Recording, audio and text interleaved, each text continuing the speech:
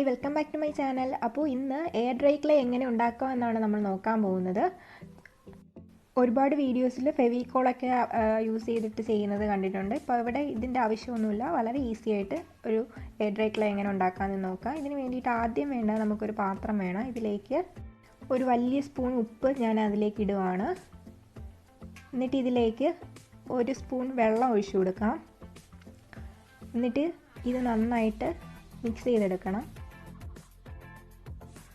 Mix ചെയ്യുമ്പോൾ ശ്രദ്ധിക്കുക, പെട്ടെന്നൊന്നും ഇത് അലിഞ്ഞ് വരത്തില്ല. സാൾട്ടിൻ്റെ ആ കണ്ടൻറ്റ് കൂടുതലായതുകൊണ്ട് ഒരുപാട് സമയമെടുത്ത് മാത്രമേ ഇത് നല്ല രീതിയിലൊന്ന് ഡിസോൾവ് ചെയ്തെടുക്കാൻ വേണ്ടി പറ്റത്തുള്ളൂ. നന്നായിട്ട് ഡിസോൾവ് ചെയ്തതിന് ശേഷം ഇതിലേക്ക് 2 സ്പൂൺ മൈദ ആഡ് ചെയ്ത് കൊടുക്കുക. എന്നിട്ട് ഇത് നന്നായിട്ട് മിക്സ് ചെയ്ത് കൊടുക്കുക. വേണമെങ്കിൽ കുറച്ച് വെജിറ്റബിൾ ഓയിൽ ആഡ് ചെയ്യാം. കൂടുതൽ മാവ് വേണമെന്നുണ്ടെങ്കിൽ ആഡ് ചെയ്ത് കൊടുക്കാം. എന്നിട്ട് നന്നായിട്ട് മിക്സ് ചെയ്തെടുക്കണം.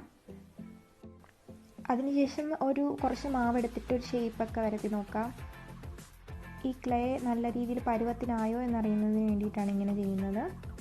അപ്പോൾ ഞാനിവിടെ ചെറിയൊരു റോസാപ്പൂവാണ് ഉണ്ടാക്കി നോക്കുന്നത്. അപ്പോൾ എയർ ഡ്രൈ ക്ലേ ഇവിടെ റെഡി ആയിട്ടുണ്ട്. ഇനി ഒരു എയർ ടൈറ്റ് ആയിട്ടുള്ള പ്ലാസ്റ്റിക് കവറിനകത്ത് ഇത് വയ്ക്കാം. ഈ കവറിൻ്റെ അകത്ത് ഞാൻ കുറച്ച് ഓയിൽ അപ്ലൈ ചെയ്തിട്ടുണ്ട്, ഒട്ടിപ്പിടിക്കാതിരിക്കാൻ വേണ്ടിയിട്ട്. നന്നായിട്ട് ഫോൾഡ് ചെയ്തിട്ട് അതിൻ്റെ അകത്ത് എയർ നിൽക്കാത്ത രീതിയിൽ ഇതുപോലെ ചുരുട്ടിയെടുക്കണം. എന്നിട്ട് ഒരു റബ്ബർ ബാൻഡ് വെച്ച് കെട്ടിക്കൊടുക്കാം.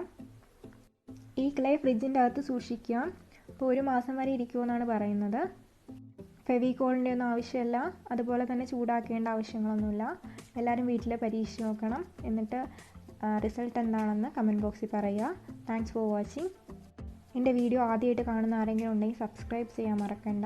അടുത്തുള്ള ബെൽ ബട്ടൺ കൂടി പ്രസ് ചെയ്താൽ ഞാൻ പുതിയ വീഡിയോസ് ഇടുമ്പോൾ നിങ്ങൾക്ക് നോട്ടിഫിക്കേഷൻ കിട്ടും.